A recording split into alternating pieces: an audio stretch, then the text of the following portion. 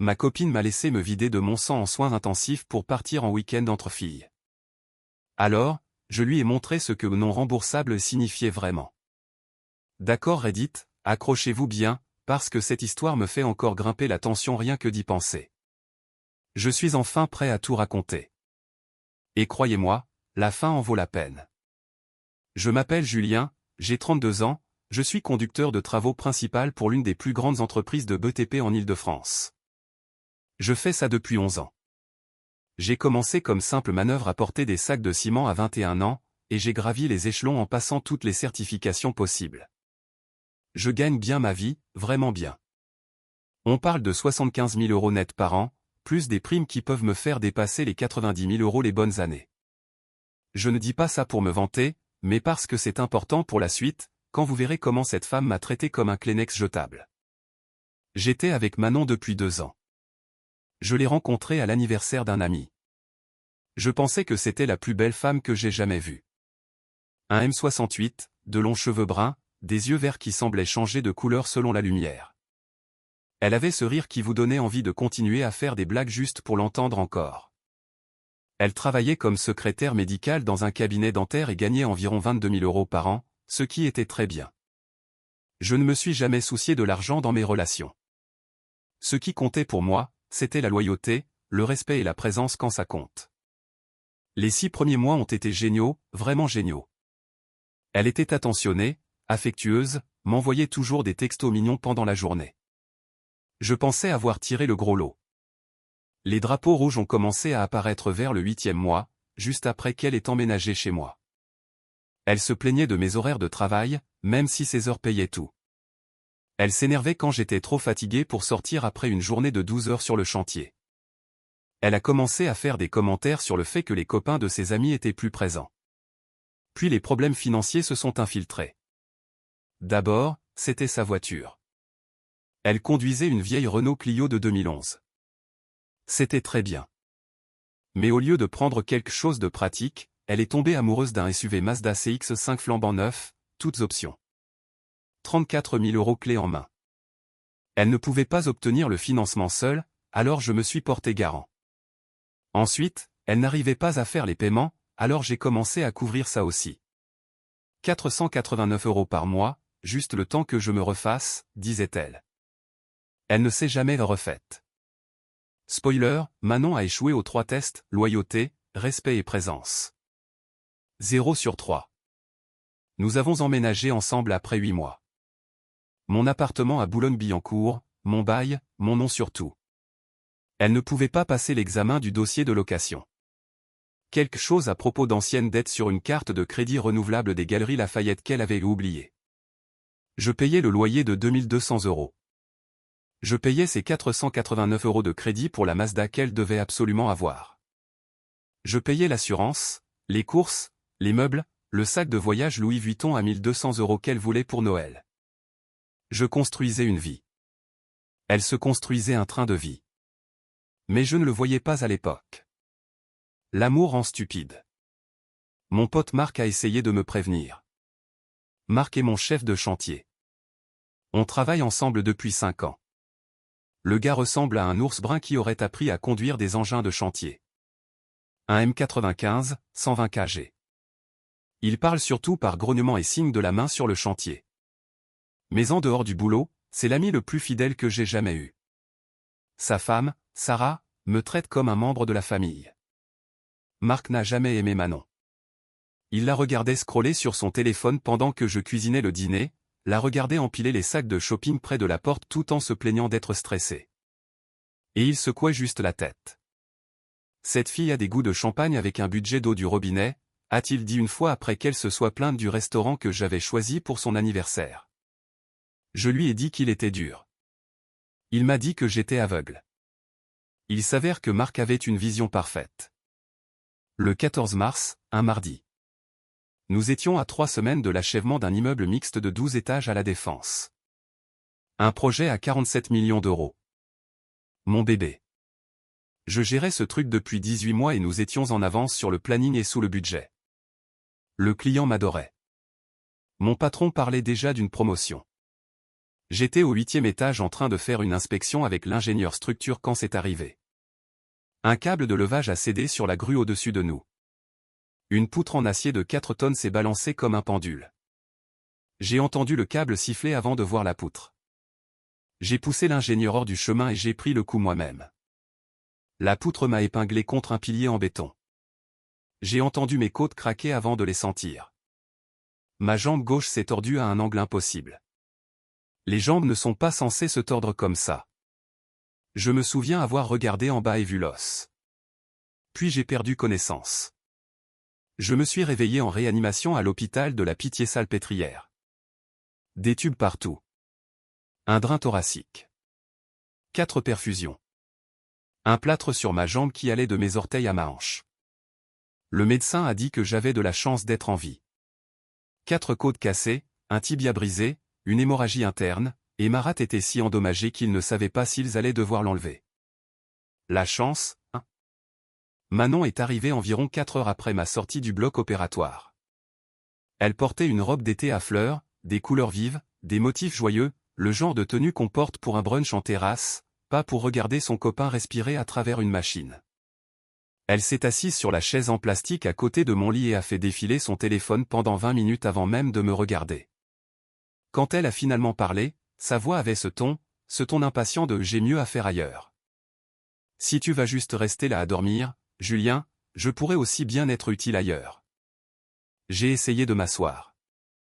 Les côtes cassées de mon côté gauche ont hurlé si fort que ma vision est devenue blanche. Je me suis effondré, haletant, agrippant la barrière métallique du lit jusqu'à ce que mes jointures blanchissent. Utile, ai-je réussi à croasser. Ma gorge donnait l'impression que j'avais avalé du verre pilé à cause du tube d'intubation qu'ils avaient retiré 1 heure plus tôt.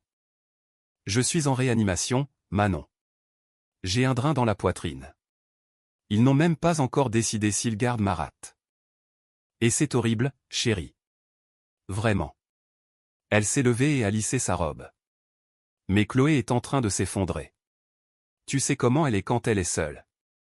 Elle pleure depuis 3 jours parce que Thomas l'a quittée. Elle a besoin de ce voyage. Nous avons besoin de ce voyage. Un voyage, ai-je répété. La morphine me faisait tourner la tête, mais la rage traversait le brouillard comme un couteau brûlant.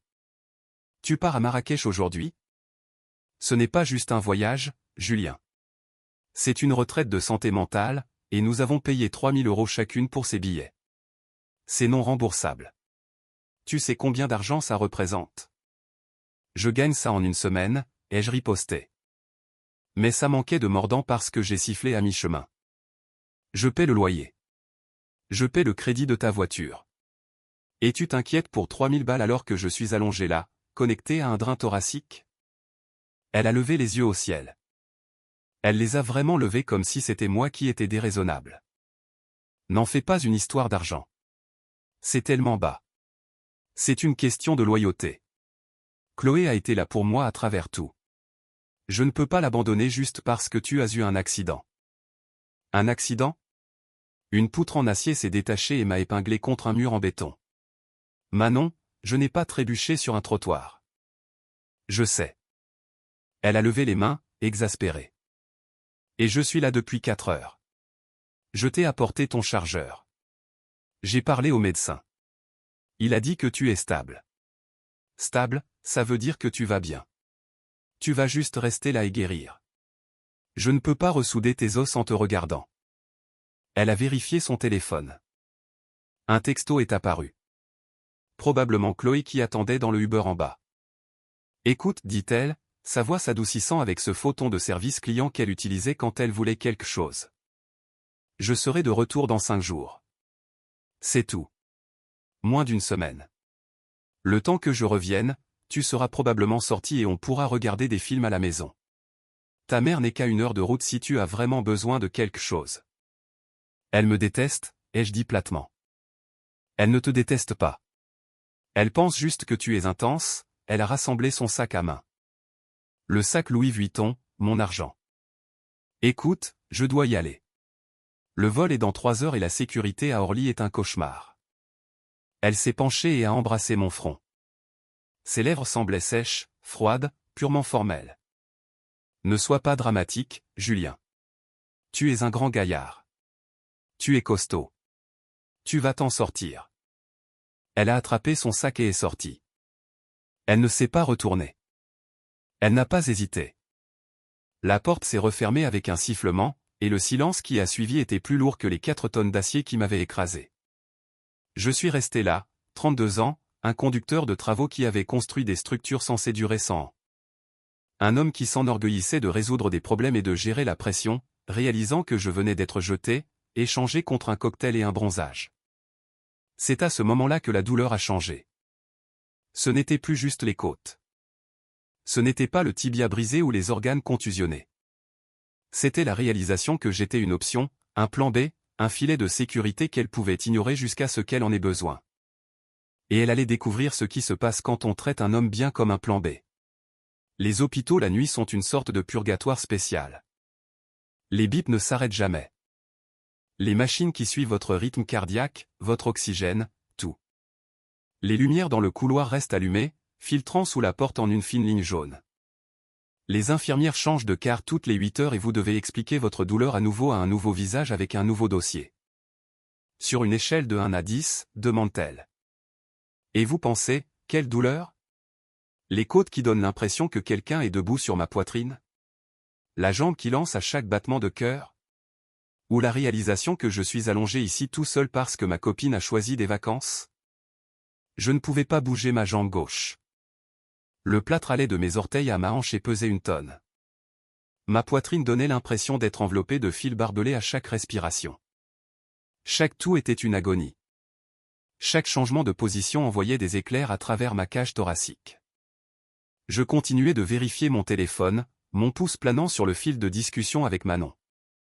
Fais bon voyage. Écrit. Effacé. J'ai très mal. Écrit. Effacé. Pourquoi m'as-tu laissé? Écrit. Regardé pendant longtemps. Effacé. Je n'allais pas supplier. Il me restait un peu de dignité. Elle avait fait son choix. Je devais l'accepter. Même si c'était comme avaler du verre, même si ça faisait plus mal que les os brisés. Vers minuit, j'ai ouvert Instagram. Je savais que je ne devais pas. Je savais que rien de bon n'en sortirait. Mais les hôpitaux la nuit vous font faire des choses stupides. La solitude s'insinue et vous commencez à chercher la preuve que quelqu'un, quelque part, se soucie de votre existence. C'était là. Une story postée par Chloé. Un boomerang de 2 boissons fruitées qui s'entrechoquent sur fond de coucher de soleil. L'océan derrière elle était d'un bleu impossible. Le coucher de soleil était rose et or et parfait. Légende, l'ère de la guérison commence maintenant. Voyage entre filles 2024. Marrakech. La main de Manon était dans le cadre. J'ai reconnu la bague à son doigt. L'anneau en turquoise que je lui avais acheté à Saint-Tropez l'année dernière lors de ce road trip que nous avions fait pour notre anniversaire. 340 € chez un artisan local qui m'avait dit que la pierre représentait la loyauté et la protection. Il avait dit que ça porterait chance à notre relation. Ironique. J'ai jeté le téléphone sur la table de chevet. Il a glissé et a touché le sol avec un craquement. Je ne pouvais pas l'atteindre. Je ne pouvais même pas m'asseoir sans que mes côtes ne hurlent. Je l'ai regardé sur le sol pendant 20 minutes. L'écran s'allumait occasionnellement avec des notifications que je ne pouvais pas voir. Sentant une larme glisser sur ma joue. Pas de tristesse, mais de pure frustration concentrée. J'étais un homme qui construisait des immeubles, qui gérait des budgets de plusieurs millions et des équipes de 100 personnes, qui résolvait des problèmes pour gagner sa vie. Et je ne pouvais même pas ramasser mon propre téléphone. Une infirmière est entrée vers 2 heures du matin. Son badge disait Béatrice. Elle avait l'air de faire ce travail depuis avant ma naissance. Pas de bêtises. Des mains fortes, des yeux qui avaient tout vu. Vous êtes réveillé, a-t-elle déclaré en vérifiant les moniteurs. Le rythme cardiaque est élevé. Vous avez mal? J'ai menti. C'était un 8 sur 10. Elle a ajusté quelque chose sur la pompe à perfusion, puis a remarqué le téléphone par terre. Elle s'est approchée, l'a ramassé et l'a placé sur la table adaptable à ma portée. La petite dame n'est pas revenue, a-t-elle demandé. Non, elle avait un engagement prioritaire. Béatrice a reniflé. Ça doit être un sacré engagement. Le président est en ville? Voyage entre filles à Marrakech. Béatrice s'est figée. Elle m'a regardé, puis le dossier, puis à nouveau moi. Son expression s'est adoucie juste une fraction. Eh bien, dit-elle lentement. C'est un choix. Ouais, c'est un choix. Vous avez quelqu'un d'autre? De la famille? Mes parents sont décédés. Mon frère vit à Londres. On n'est pas proches. Des amis? J'y ai réfléchi. J'avais des collègues de travail. Des gars avec qui je déjeunais. Mais qui appelez-vous à 2 heures du matin quand vous ne pouvez pas vous essuyer le visage tout seul? Ouais, ai-je dit finalement. J'ai un ami. J'ai appelé Marc à 7 heures précises. Il a répondu à la 2e sonnerie. Julien. Sa voix était rocailleuse. Je l'avais réveillé. Le patron a dit que tu t'étais fait aplatir. T'es vivant? À peine. Écoute, mec. J'ai besoin d'un service. Dis-moi. J'ai besoin de quelques trucs de mon appart. Chargeur, ordi portable, peut-être des sous-vêtements qui ne sont pas en papier. Il y a eu une pause. Où est Manon? Je n'ai pas répondu. Julien, où est Manon? Marrakech. Silence. Puis, Marrakech. Comme au Maroc. Ouais. J'arrive. Marc s'est pointé 2 heures plus tard. Il n'a pas apporté de fleurs. Il a apporté un sac en papier gras de mon burger préféré, que je ne pouvais pas manger à cause de l'opération, mais le geste comptait. Il a aussi apporté un sac de sport plein de mes vêtements et mon ordinateur portable. Il s'est assis sur la chaise en plastique inconfortable et m'a fixé un long moment. Elle t'a laissé, a-t-il dit. Ce n'était pas une question. Elle a dit que les billets étaient non remboursables. Marc a lâché un rire qui ressemblait à un aboiement. Mon camion est non remboursable, Julien. Si je le plante, je ne le laisse pas dans le fossé pour aller à Disneyland. Cette femme est un vautour. Elle est juste égoïste. Elle pense que je suis dur. Elle pense que je peux gérer. Tu es dur, mais tu n'es pas Wolverine. Tu as été écrasé par 4 tonnes d'acier. Tu as besoin d'aide. Il s'est penché en avant, les coudes sur les genoux. Tu veux que je change les serrures? Pas encore. Tu es trop tendre, Julien. Tu construis des ponts qui peuvent résister aux ouragans. Mais tu laisses cette fille te marcher dessus parce qu'elle est jolie et qu'elle rit à tes blagues. Je gère. Bien sûr que tu gères. C'est pour ça que tu es allongé ici tout seul pendant qu'elle fait la fête sur une plage. Marc a visité chaque jour après ça. Il ne restait pas longtemps, il avait des chantiers à faire tourner, mais il passait voir si ça allait, m'apportait des nouvelles du site, faisait des blagues sur les infirmières, me faisait me sentir humain à nouveau. Sa femme, Sarah, est même venue une fois, m'a apporté de la soupe maison et m'a fait la morale sur le fait de ne pas laisser cette fille revenir dans ma vie. Je commençais à voir que j'avais de meilleures personnes autour de moi que je ne le réalisais. J'étais juste trop concentré sur la mauvaise personne pour le remarquer. Manon envoyait un texto une fois par jour. Des messages courts et légers qui ressemblaient à des pensées après coup. Je pense à toi. J'espère que la nourriture n'est pas trop dégueu. Chloé dit bonjour, on va faire du snorkeling. Le réseau est mauvais ici. Je ne répondrai peut-être pas tout de suite. Je t'aime. J'ai arrêté de répondre après le 2e jour. Le docteur Dubois est entré le 4e jour avec son dossier et cette expression soigneusement neutre que les médecins maîtrisent à la fac de médecine. Bonne et mauvaise nouvelle, Julien. Donnez-moi les deux. Les côtes se remettent bien. Pas besoin d'opération pour la rate. Le saignement s'est arrêté de lui-même. Mais la jambe. Il a affiché les radios sur le moniteur. L'enflure a diminué, mais la fracture est complexe. Vous en avez pour 8 semaines dans un plâtre, puis encore 4 dans une botte de marche, minimum. Vous ne pourrez pas conduire.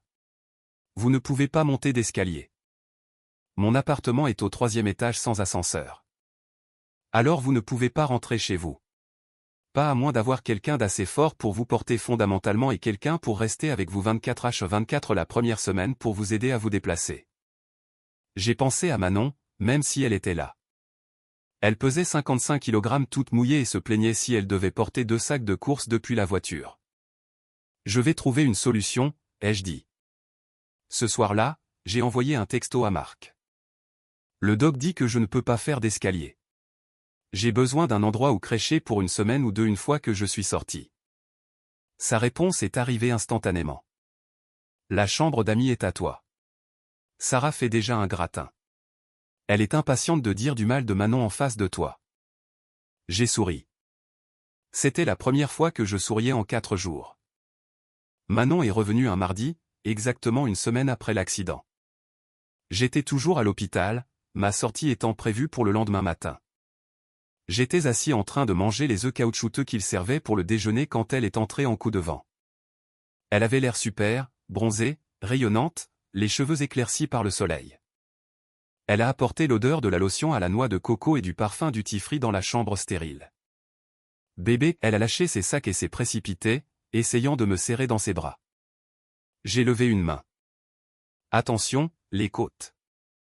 Elle s'est arrêtée, a fait la moue et s'est contentée de tapoter mon bras valide. Dieu que tu m'as manqué. C'était horrible d'être loin pendant que tu étais comme ça. Ça avait l'air terrible sur Instagram, ai-je dit froidement. Ce catamaran avait l'air épuisant. Elle s'est raidie. J'essayais de tirer le meilleur parti d'une mauvaise situation. Chloé avait besoin de se remonter le moral. Est-ce que Chloé va bien? A-t-elle survécu au traumatisme d'être célibataire pendant une semaine? Tu n'es pas obligé d'être sarcastique. C'était dur pour moi aussi. J'étais morte d'inquiétude, tu sais? Ah oui? Parce que tu n'as pas appelé. Tu ne l'as pas fait. Tu as envoyé 3 textos en 6 jours. Le réseau était capricieux. Tu as posté 14 stories, Manon. Le réseau semblait parfait pour uploader des vidéos 4K de parachute ascensionnel. Elle a reculé, croisant les bras. Les marques de bronzage sur ses épaules ressortaient contre son haut blanc. Ok, donc tu vas être comme ça. Je comprends. Tu es grincheux. Tu as été enfermé, mais je suis là maintenant. Je suis prête à prendre soin de toi. Je sors demain, ai-je dit. Génial. Je nous ramène à la maison. J'ai acheté des bougies parfumées pour enlever l'odeur d'hôpital de tes vêtements. Je ne rentre pas à la maison. Elle a fait une pause. Quoi? Je ne peux pas monter les escaliers, ordre du médecin. Et comme tu es la seule à l'appartement et que tu ne peux pas soulever une valise, encore moins un homme adulte, je ne peux pas rester là-bas. Alors où vas-tu? Chez Marc. Il a une chambre d'amis au rez-de-chaussée. Marc, ton ami chef de chantier poilu? Tu vas rester avec lui au lieu de moi. Il a proposé. Tu étais au Maroc. Mais je suis de retour maintenant. On peut trouver une solution. On peut prendre un hôtel. Qui paie l'hôtel? Manon? Elle a cligné des yeux. Eh bien, je veux dire, nous avons des économies. Non, j'ai des économies. Tu as un bronzage. Son visage est devenu rouge. Pourquoi es-tu si méchant? Je suis venu ici directement de l'aéroport. Je ne suis même pas passé à la maison pour me doucher. Tu veux une médaille? J'ai bougé, la douleur dans ma jambe s'est ravivée, mais j'ai tenu bon. Je devais dire ça tant que j'en avais le courage. Tu m'as laissé, Manon. Je saignais intérieurement. Il ne savait pas si j'allais garder ma rate. Et tu es parti faire la fête avec Chloé parce que tu ne voulais pas perdre 3000 balles. Tu as fait le calcul. Tu m'as regardé allongé dans ce lit, tu as regardé l'argent, et tu as choisi l'argent. Ce n'est pas juste. C'était pour ma santé mentale. Arrête de dire ça. J'ai craqué. Ma voix s'est brisée, nous surprenant tous les deux. Ce n'était pas la santé mentale. C'était de l'égoïsme. Tu m'as montré exactement où je me situe sur ta liste de priorités.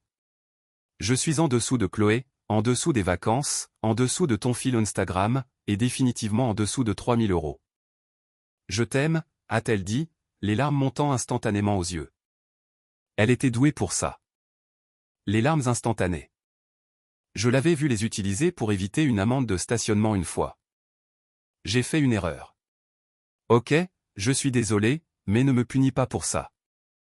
Je ne te punis pas, ai-je dit doucement. Je te vire.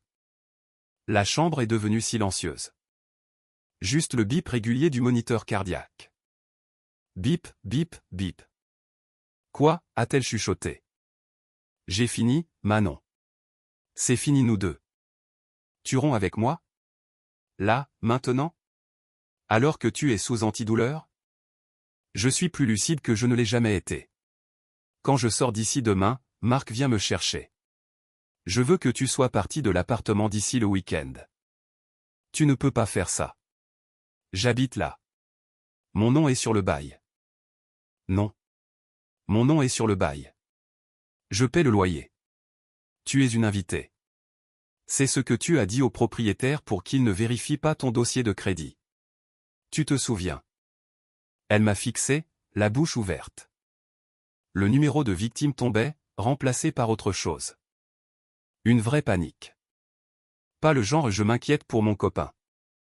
Le genre où est-ce que je vais vivre. Julien, s'il te plaît. Tu surréagis. C'est le traumatisme qui parle. Parlons-en quand tu seras à la maison et que tu te sentiras mieux. Non, j'ai fini de parler. Va chez Chloé. Elle te doit bien ça, non? Tu l'as soutenue pendant sa rupture. Laisse-la te soutenir. Elle vit dans un studio. Il n'y a pas de place. On dirait que c'est son problème ou ton problème. Définitivement plus mon problème. Tu es sans cœur. Je suis un homme qui s'est enfin réveillé. J'ai regardé le plafond, le même plafond que j'avais fixé quand elle était partie il y a 7 jours. Sors, Manon. Elle est restée là une longue minute, peut-être 2, passant par toutes les émotions, colère, tristesse, incrédulité, marchandage. Elle attendait que je craque, que je m'excuse, que je lui dise que je ne le pensais pas. J'ai continué à fixer le plafond. Finalement, elle a attrapé ses sacs. Tu vas le regretter, a-t-elle dit depuis l'embrasure de la porte. Tu vas réaliser que tu as jeté 2 ans pour une erreur. J'ai réalisé que j'ai gâché 2 ans pour une erreur. Adieu, Manon. Elle est sortie en trombe. La porte a sifflé derrière elle. Et pour la première fois depuis l'accident, j'ai pris une grande inspiration qui n'a pas fait mal. Les 6 semaines suivantes ont été brutales, mais honnêtes. Je suis resté chez Marc. Leur maison était un pavillon modeste de 3 chambres en banlieue. Rien d'extravagant, mais c'était un foyer. Marc et Sarah étaient mariés depuis 12 ans. Pas d'enfants, juste 2 chiens nommés Brutus et Titan, qui m'ont immédiatement adopté comme leur nouvel humain préféré. La chambre d'amis au rez-de-chaussée avait sa propre salle de bain et une fenêtre qui donnait sur le jardin. Sarah avait mis des draps propres sur le lit, accroché un petit désodorisant, et même mis une télé sur la commode pour que je puisse regarder autre chose que le plafond. La première semaine a été dure. J'avais besoin d'aide pour tout, sortir du lit, aller aux toilettes, m'habiller. Marc a pris des congés, a utilisé ses jours de vacances sans qu'on le lui demande. Sarah gérait la maison comme un général, dirigeant une opération militaire, horaire des repas, horaire des médicaments, kiné, exercice. Elle a même imprimé un tableau et l'a scotché sur le frigo. Tu es pire qu'une infirmière, lui ai-je dit un jour. Tu es une gardienne de prison. Les gardiens obtiennent des résultats, a-t-elle dit. Tu veux remarcher ou pas? Marc et moi passions les soirées à regarder du sport et à jouer aux cartes, à la belote surtout, pour des centimes. Il faisait des blagues sur mes tentatives pathétiques d'utiliser des béquilles, sur le fait que la blouse d'hôpital m'allait mieux que ma garde-robe habituelle, sur le fait que j'avais enfin trouvé une colonne vertébrale, même si ma vraie colonne tenait encore avec des prières et de l'ibuprofène. J'ai perdu environ 14 € contre lui au cours de ces 6 semaines. Le pire investissement de ma vie, mais aussi le meilleur. L'entreprise a été incroyable aussi. La prévoyance et la sécu ont pris le relais immédiatement. Je touchais mon salaire complet pendant ma convalescence. De plus, ils ont gardé mon poste, m'ont même promu sur le papier pour que je revienne avec un meilleur titre et une augmentation de 15%. Mon patron appelait une fois par semaine pour prendre des nouvelles. Il disait que le chantier n'était pas le même sans moi. Les gars de l'équipe ont fait une cagnotte, m'ont donné une carte signée par tout le monde avec 600 € en liquide à l'intérieur. J'ai essayé de refuser. Marc a dit, prends l'argent, idiot. Tu as sauvé la vie de Ray. Cet ingénieur serait mort si tu ne l'avais pas poussé. Je n'avais pas vu les choses comme ça, mais j'ai pris l'argent. Faillir mourir au boulot a ses avantages, a dit Marc sèchement. Manon a essayé de me contacter. Les SMS se sont transformés en dissertations remplies d'excuses, de justifications et de demandes allant du raisonnable au ridicule. Tu me manques. Je dors sur le canapé de Chloé et j'ai mal au dos. On peut juste prendre un café? Je promets de te rembourser l'argent du voyage. Tu es déraisonnable. Tout le monde le pense. J'ai parlé à ton collègue David. Il dit que tu es différent maintenant. Froid. J'ai bloqué son numéro le 3e jour chez Marc. Bloqué sur Instagram, sur Facebook. Bloqué Chloé aussi, par précaution. Coupure nette, pas de bouse effilochée, pas d'opportunité pour elle de revenir avec des yeux tristes et des promesses vides. Mais elle n'avait pas fini d'essayer. Environ 2 semaines plus tard, j'ai reçu un texto d'un numéro inconnu. C'est la sœur de Manon. Elle va vraiment mal. Tu devrais lui parler. J'ai bloqué ce numéro aussi. Ensuite, les emails ont commencé à arriver. De longs essais décousus sur la façon dont je la punissais pour une seule erreur et comment 2 ans devraient compter pour quelque chose et comment elle avait tant sacrifié pour être avec moi. Je les ai tous transférés dans un dossier intitulé « Preuve au cas où j'aurais besoin d'une ordonnance d'éloignement ». Je n'ai jamais répondu à un seul. Environ 1 mois après l'accident, je suis retourné à l'appartement. Marc conduisait. Il a amené 2 autres gars de l'équipe, des colosses nommés Pierre et Jamel, qui me devaient des faveurs. J'étais encore en béquille, je ne pouvais rien porter, mais je voulais être là. Je voulais le voir de mes propres yeux. L'endroit était un désastre. Manon avait déménagé techniquement, mais elle n'avait pas nettoyé. Il y avait des taches sur la moquette qui n'étaient pas là avant, la poubelle débordait. Le frigo avait de la vieille nourriture qui pourrissait. Elle avait pris la télé, que j'avais payé 1400 €. Pris la machine à café, pris les beaux draps, laissé les trucs bon marché. Classe, a dit Marc en regardant l'endroit vide sur le mur où se trouvait le 65 pouces. Laisse-lui, ai-je dit en m'appuyant sur mes béquilles. Considère ça comme une indemnité de licenciement. J'ai trouvé un mot sur le comptoir de la cuisine. Son écriture cursive dramatique. J'espère que tu es heureux. Tu as tout gâché parce que tu ne supportais pas que j'ai une vie. Tu vas mourir seul, Julien. Je l'ai froissé, déchiré en 2 pour faire bonne mesure, et jeté à la poubelle avec le reste des ordures qu'elle avait laissées. Nous avons chargé mes affaires, les choses importantes, mes outils, mes vêtements, les albums photos de mes parents, la montre de mon grand-père. Tout ce qui comptait vraiment tenait à l'arrière du camion de Marc. J'ai appelé le propriétaire cet après-midi-là, lui ai dit que je ne renouvelais pas le bail. Il a demandé si je voulais essayer de récupérer ma caution malgré les dégâts. Quels dégâts, ai-je demandé. Il a fait une pause. Il y a des taches sur la moquette et la porte de la salle de bain a un trou. On dirait que quelqu'un a donné un coup de poing dedans. J'ai ri. Premier rire sincère depuis des semaines. Gardez la caution. Je ne veux pas avoir affaire à elle. Homme intelligent, a-t-il dit. J'ai acheté une maison 2 mois plus tard. Une petite maison en dehors de la ville, style plein pied, pas d'escalier. C'était l'exigence principale. Je ne voulais plus jamais être dans une position ou des escaliers déterminés où je pouvais dormir. La maison avait un grand jardin, des arbres matures, un garage pour 2 voitures et une véranda orientée à l'ouest pour regarder les couchers de soleil. 3 chambres, 2 salles de bain, juste moi. J'ai utilisé 60 000 € de mes économies pour l'apport. 20% d'apport sur une maison à 300 000 €. Le crédit était gérable, 1300 € par mois, bien moins que ce que je payais en loyer pour cet appartement en ville. J'ai enfin compris ce que les gens voulaient dire quand ils disaient que la propriété bâtit la richesse. Chaque mois, une partie de ce paiement allait dans ma propre poche au lieu de celle d'un propriétaire. J'ai tout mis à mon nom, la maison, les factures, mes comptes bancaires. J'ai appris cette leçon. Plus jamais quelqu'un n'aurait accès à quelque chose que j'avais construit sans le mériter. Ma jambe a guéri lentement mais sûrement.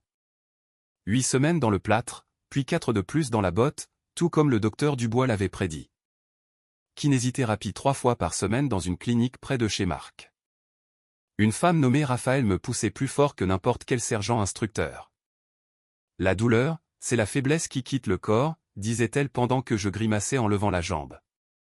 Aussi, tes fessiers sont faibles. On va arranger ça aussi. Au 4e mois, je marchais sans béquille. Juste une légère boiterie que la thérapeute disait qu'elle s'estomperait avec le temps et l'exercice constant. J'ai recommencé à aller à la salle de sport. Rien de fou. Poids léger, vélo stationnaire, natation quand ma jambe pouvait le supporter. Je n'avais jamais été en grande forme avant. Toujours trop occupé par le travail pour en faire une priorité. Mais maintenant j'avais quelque chose à prouver, à moi-même surtout. Je suis retourné au travail en poste aménagé d'abord. Travail de bureau, paperasse, révision des plans et des plannings, puis service complet, retour sur les chantiers, marcher dans les étages, vérifier les progrès. La promotion est arrivée 3 semaines après mon retour. Directeur de travaux, 85 000 € de base, plus des bonus qui pourraient me pousser au-delà des 100 000 € les bonnes années. Je superviserai plusieurs projets maintenant, pas juste un seul site. Plus de responsabilités, plus d'argent, plus de respect. Les gars de l'équipe m'ont organisé une petite fête quand je suis revenu. Quelqu'un a fait un gâteau qui disait l'île est vivant. À peine. Un autre gars a imprimé une photo d'une poutre en acier avec une croix rouge dessus et l'a scotché au-dessus de mon bureau. Zone anti-poutre, disait-elle. Marc a fait un discours qui était surtout des insultes sur ma cuisine et mes goûts en matière de femme. Tout le monde a ri. J'ai ri. C'était parfait. J'ai entendu des choses par le téléphone arabe, petit milieu, connaissances communes, ce genre de choses. Une partie venait des gars au travail qui connaissaient des gens qui connaissaient des gens. Une partie des réseaux sociaux parce que même si je l'avais bloqué, des amis communs m'envoyaient parfois des captures d'écran avec des messages comme « Tu as vu ça » ou « Lol le karma ». Manon et Chloé se sont brouillés massivement après avoir vécu ensemble pendant 2 semaines. L'énergie aux retraites de santé mentale ne s'est pas traduite par le fait d'être une bonne colocataire. Manon laissait la vaisselle dans l'évier. Manon utilisait le shampoing cher de Chloé. Manon s'attendait à ce que Chloé la nourrisse pendant qu'elle se refaisait. Chloé, il s'avère, n'était pas si solidaire quand elle devait réellement partager son espace et ses affaires. Il y a eu des cris. Il y a eu une lampe cassée. Quelqu'un a appelé les flics pour tapage nocturne. Manon s'est fait virer avec un préavis de 24 heures. Elle a posté toute une story Instagram sur les faux amis et les gens qui vous abandonnent quand vous avez le plus besoin d'eux. L'ironie lui échappait totalement. Évidemment, elle a rebondi chez sa sœur ensuite. Sa sœur, Amandine, vivait dans une maison de ville avec son mari, Grégoire, et leurs 2 enfants. Ils ont laissé Manon squatter le sous-sol pendant 1 mois. Mais Grégoire, que je n'avais rencontré que 2 fois et qui semblait être un gars raisonnable, a apparemment mis le holà après avoir surpris Manon en train de piller leur garde-manger à 2 heures du matin et découvert qu'elle ne cherchait pas de travail. Elle regardait Netflix 14 heures par jour. Un des gars de l'équipe m'a dit qu'il connaissait Grégoire d'une ligue de foot en salle, elle ne levait pas le petit doigt, ne surveillait même pas les enfants 1 heure pour qu'Amandine puisse faire des courses. Grégoire a dit à Amandine que c'était elle ou lui. Amandine a choisi son mari. Femme intelligente. Aux dernières nouvelles, Manon vivait avec un nouveau gars rencontré sur une appli de rencontre.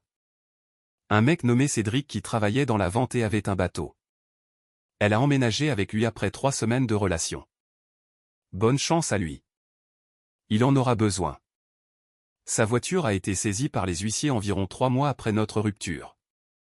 La Mazda. Celles toutes options qu'elle devait absolument avoir. Il s'avère que quand j'ai arrêté de payer son crédit, elle ne l'a tout simplement pas payé. N'a même pas essayé de négocier un échéancier. N'a pas essayé de la vendre. Elle a juste ignoré les factures, les appels, les lettres jusqu'à ce qu'ils viennent la remorquer hors de l'allée de son nouveau copain en plein milieu de la journée. Cédric ne savait apparemment pas qu'elle était fauchée. Ça a dû être une conversation intéressante. Je n'ai rien ressenti quand j'ai entendu ça. Pas de satisfaction, pas de pitié, juste rien. Comme entendre parler des problèmes de voiture d'un étranger. C'est comme ça que j'ai su que j'étais vraiment passé à autre chose. Mais il y a un détail que je n'ai jamais dit à personne. Pas même à Marc. C'est arrivé le jour où Manon est revenue de Marrakech. Le jour où j'ai rompu avec elle. Après qu'elle soit sortie en trombe, Béatrice est entrée pour vérifier mes constantes. Elle se tenait au poste des infirmières juste devant ma porte. Elle a tout entendu. Elle a enroulé le brassard de tension autour de mon bras et m'a lancé un regard. Pas de pitié. Autre chose. Du respect peut-être. Le pouls est élevé, a-t-elle dit. Je viens d'avoir une dispute. J'ai entendu.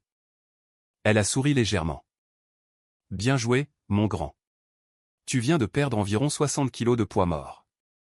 J'ai gloussé, mais ça a fait mal. Ouais, je suppose que oui. Béatrice a vérifié le moniteur, a noté quelque chose. Puis elle a hésité, a tapoté son stylo sur le dossier. Quand elle a parlé à nouveau, sa voix était plus basse. Tu sais, quand elle était ici ce premier jour avant de partir pour le Maroc. Ouais. Elle s'est arrêtée au poste des infirmières en sortant. J'étais là. J'ai senti un frisson froid courir le long de mon cou. Elle a demandé mon pronostic? Béatrice a secoué la tête lentement. Non. Elle a demandé pour la validation du parking. Quoi? On valide le parking pour la famille proche visitant des patients critiques. Ça économise environ 15 € par jour. Elle a demandé si elle pouvait avoir un pass pour toute la semaine. Je l'ai fixé. Mais elle n'allait pas être là. Elle partait. Je sais, a dit Béatrice, les yeux durs. Je lui ai dit que le pass est uniquement pour les jours où l'on visite réellement. Tu sais ce qu'elle a demandé ensuite? Dis-moi. Elle a demandé si elle pouvait juste prendre le ticket et le tamponner elle-même pour quand elle reviendrait afin de ne pas avoir à payer pour le jour où elle viendrait te chercher. Les mots ont flotté dans l'air. Elle marchandait pour 15 €, a continué Béatrice doucement. Pendant que tu étais allongé ici avec un tube dans la poitrine, elle ne s'inquiétait pas pour toi.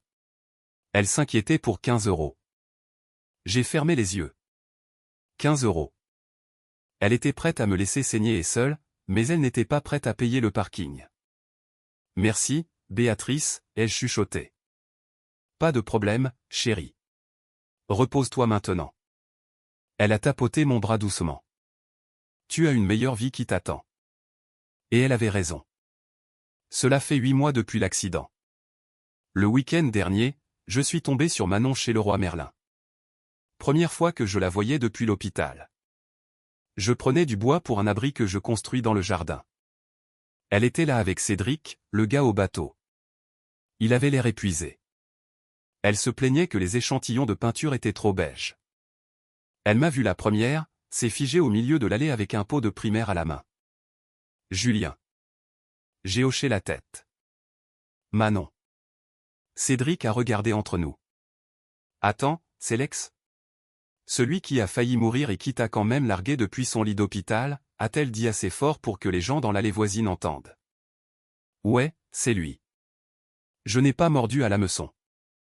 J'ai juste attrapé mon bois et me suis dirigé vers la caisse. Elle m'a suivi. Bien sûr qu'elle l'a fait. Tu as l'air différent. Elle a dit. Tu as fait de la muscu? Kiné, ordre du médecin. J'ai entendu dire que tu avais acheté une maison et eu une promotion. C'est le cas. Elle est restée silencieuse une seconde. Puis, tu sais, si tu n'avais pas été si dramatique à propos de Marrakech, on aurait pu s'arranger. On était bien ensemble. Je me suis arrêté de marcher, je me suis retourné. Cédric restait en retrait, observant. Manon, j'étais en réanimation avec un drain dans la poitrine, et tu as marchandé pour 15 € de parking en sortant. Son visage est devenu pâle. Qui t'a dit ça? Peu importe. Ce qui compte, c'est que tu m'as montré exactement qui tu étais et j'ai enfin prêté attention. J'ai fait un signe de tête à Cédric. Bonne chance, mec. Tu vas en avoir besoin. J'ai payé mon bois et je suis parti. Je ne me suis pas retourné. Ce soir-là, Raphaël est venu. C'est la femme que je vois depuis 2 mois maintenant. Je l'ai rencontrée à un barbecue par l'intermédiaire de Marc et Sarah. C'est ma kinésithérapeute, elle a son propre cabinet, conduit une Twingo payée et ne m'a jamais demandé une seule fois de payer une facture. Je lui ai raconté ma rencontre avec Manon. Je lui ai dit ce que j'avais dit. Tu lui as vraiment dit ça pour les 15 €?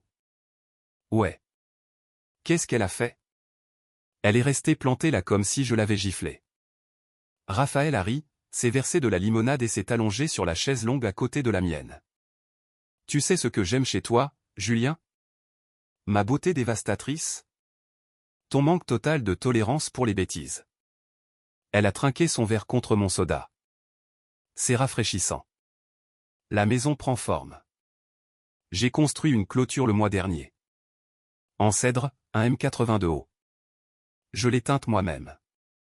J'ai construit la terrasse sur 3 jours avec Marc, Pierre et Jamel. Sarah a supervisé depuis une chaise de jardin avec du thé glacé. J'ai un barbecue Weber dessus maintenant. Barbecue tous les dimanches. Le travail va bien. Directeur de travaux. 85 000 € de base. Je supervise 3 projets simultanément. Les gars m'ont fait une fête quand je suis revenu. On fait un gâteau qui disait l'île est vivant. À peine. Quelqu'un a scotché une photo d'une poutre en acier avec une croix rouge au-dessus de mon bureau. Zone anti-poutre. Il y a 2 semaines, j'ai reçu un appel de l'assurance de l'entreprise. L'indemnisation de l'accident est enfin arrivée. 127 000 € après frais juridiques. Assez pour rembourser une grosse partie du crédit si je veux ou l'investir et le laisser fructifier. Je penche pour l'investissement. J'ai le temps maintenant. Je ne suis plus pressé. Aux dernières nouvelles, Manon et Cédric ont rompu 3 semaines après que je les ai vus au magasin de bricolage. Apparemment, il a découvert des dettes de cartes de crédit qu'elle avait accumulées à son nom. 30 000 €. Elle a prétendu que c'était un malentendu. Il n'a pas marché. L'a virée le jour même. Elle est de retour sur le canapé de sa sœur. Amandine l'a reprise, mais seulement pour 30 jours. Après ça, elle se débrouille. La Mazda a disparu depuis longtemps, son crédit est détruit. Elle a 30 ans, pas d'économie, pas de voiture, et la réputation d'être la fille qui a laissé son copain en réa pour un voyage à la plage. Moi? J'ai 33 ans, une maison, une promotion, un chèque d'indemnisation et une femme qui m'apporte des pâtes maison le mardi parce qu'elle le veut, pas parce qu'elle a besoin de quelque chose. Dimanche soir, Raphaël et moi avons grillé des steaks sur la terrasse. Marc et Sarah sont venus.